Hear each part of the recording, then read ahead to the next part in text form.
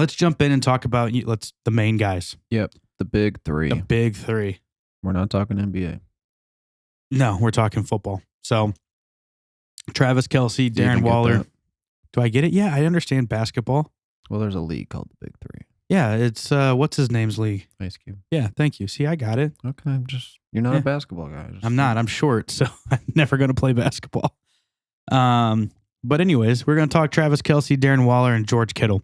Not in any specific order, but that's how I have them ranked. I like all three of them where they're going in drafts, and even Kelci, last pick of the first round. I mean, I'd prefer him with my second round pick, but if you're on the corner right there, it's essentially the same thing.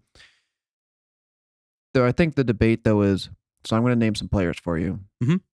You tell me which one you'd rather have. So Travis Kelci and Nick Chubb. Probably Nick Chubb. Okay, Nick Chubb's going 108. Yeah. That one's very close for me. Yeah. I think I lean Chubb. Yeah. Travis Kelci or Zeke? Travis Kelci.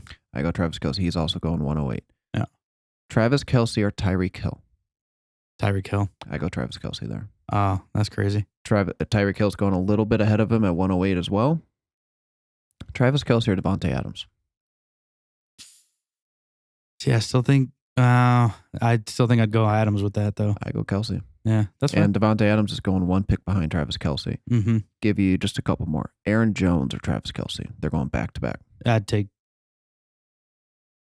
We're going first round, right? Or are we trying to go second round with this? These are just players. Yeah. What do you rather have? I mean, it just for me, if I'm taking one of them in the first round, I'd take Kelci over Aaron Jones.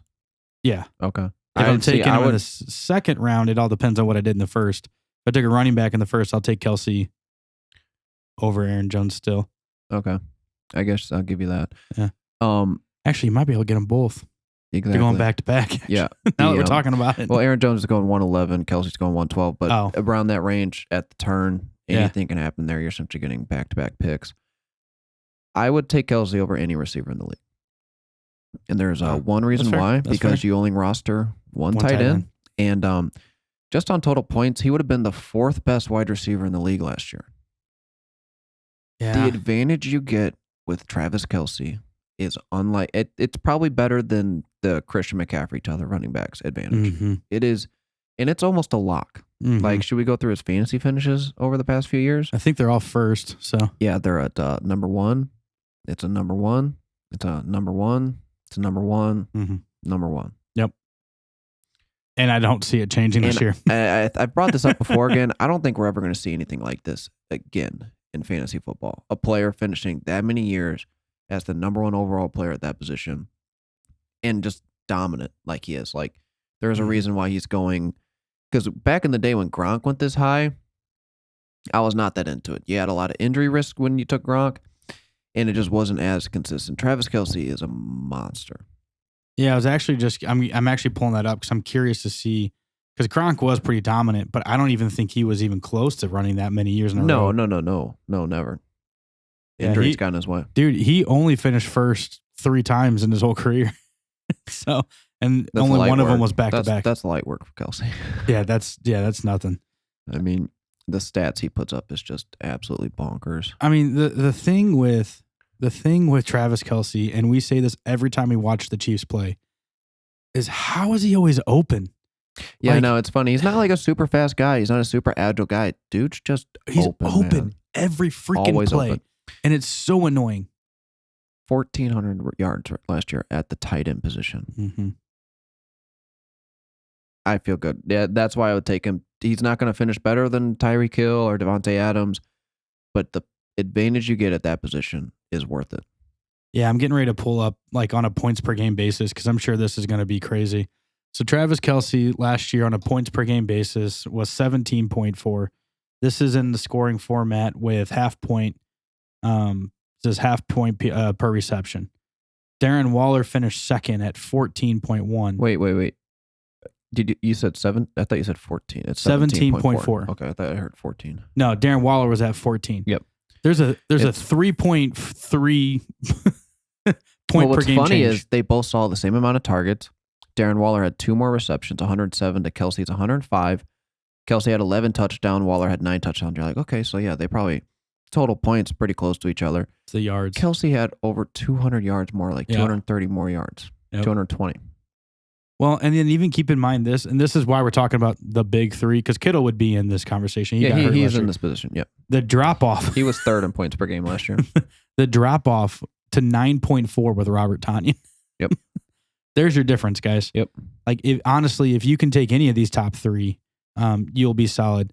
And you're kind of making me change my mind a little bit. I've never, ever taken Travis Kelce this high. No, man. I liked him last year because he was going like late second. And then you had like Kittle going like early third. I like both of them there. Well, and didn't Kittle, get them in a lot of places, though. If I'm not mistaken, Kittle and Waller are going in the third. Yep, they are. So, and I like both of their draft positions. I think the only thing is, which one do you like more? Right now, I'm taking Waller. Okay, you're taking Waller. Mm-hmm. I think I lean a little bit on the Kittle side, just because I think I'm going to get more week-winning performances out of Kittle, where he scores 30 points, than Waller. So here's where I'm going to tell you you're wrong. Okay, and that's fine. Please tell me. I love to tell you this. So it doesn't happen often. Here, so. yeah, oh boy, yeah. Fun fact, I don't care. Hence that's right, the shirt. Here's where you're wrong. Is I honestly think Debo is going to have a much improved season this year, and I think Brandon Ayuk is going to have. He stays healthy, yeah. A much, both these guys stay. Honestly, if all these guys stay healthy, but I think the wide receivers are going to really, really improve this year. And it's no longer just George Kittle on that offense. So for so long, it literally was just him in a run game. They don't need just him in a run game anymore.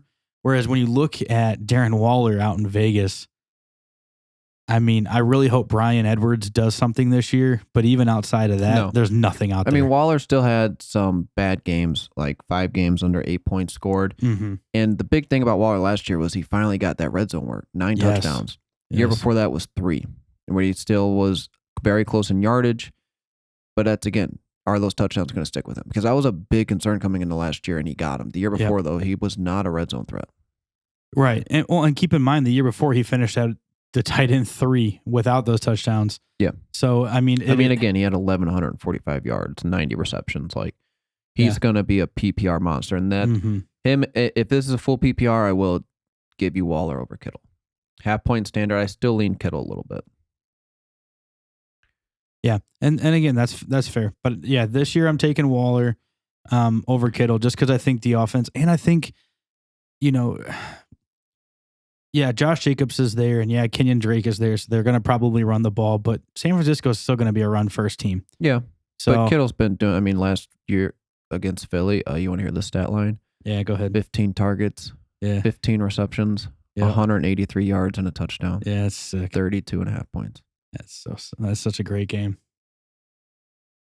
Thank you for watching the Fantasy Monsters on YouTube. If you like today's episode, hit the like button, subscribe to the channel below. We also have a merch store we want you to check out with all new gear that we've got available. That'll be in the description. Also, if you want to see any past videos, you can check that out as well. Thank you so much for watching the Fantasy Monsters. We'll catch you next time. Have a good one.